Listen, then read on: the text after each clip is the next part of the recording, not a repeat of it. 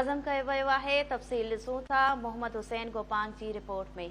ओ मुझो जमालो जतन सा मुझो जमालो आ सिंध सा ये सिंधड़ी सुन लाल जी जे मेरो जो लाल लतीफ जो।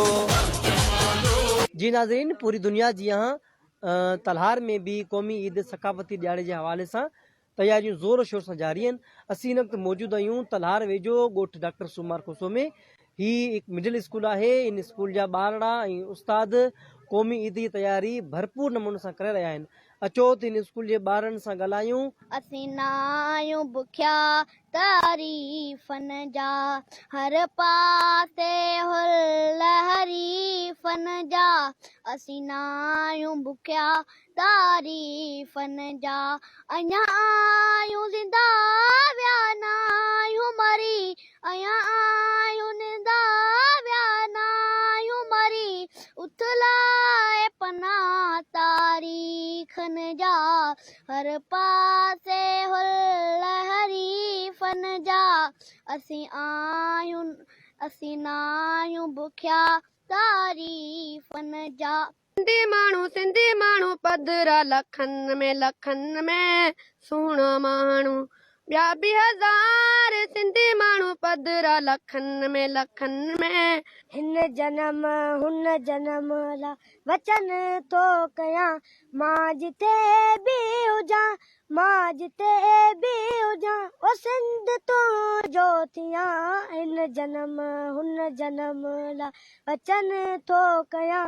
ही मोहब्बतनि जो पैगाम आहिनि जेके KTN काविश ग्रुप वारा खणी आया आहिनि। असां हिननि जा तमामु घणा थोराइता आहियूं जो हिन हिकु नंढड़े स्कूल जेको पाण हिकु सकाफ़ती स्कूल आहे। असांखे ही जेको स्कूल आहे ईअं लॻे थो त ही ख़ुदि हिकिड़ी सकाफ़त आहे। असीं तमामु घणा थोराइता आहियूं KTN वारनि जा जिन हिन प्रोग्राम में शामिल थिया ऐं असांजे हिन स्कूल खे शामिल कयो। एकता जो ॾियारो 1 दिसंबर KTN जो नारो सकाफ़त जो ॾियारो करे मल्हायो पियो वञे। सकाफ़त खे ज़िंदा रहण जे लाइ अहिड़ा ॾींहं मल्हाइण घुरिजनि ऐं KTN जेको ही पंहिंजो किरदारु अदा कयो आहे हिन मुआशिरे में सिंधी क़ौम जे लाइ उहो साराह जोॻो आहे। KTN जे तरफ़ां जेको एकता जो ॾियारो 1 दिसंबर ते मैनेज कयो वियो आहे उन हवाले सां KTN सथ जा इलाही शुक्रगुज़ार आहियूं।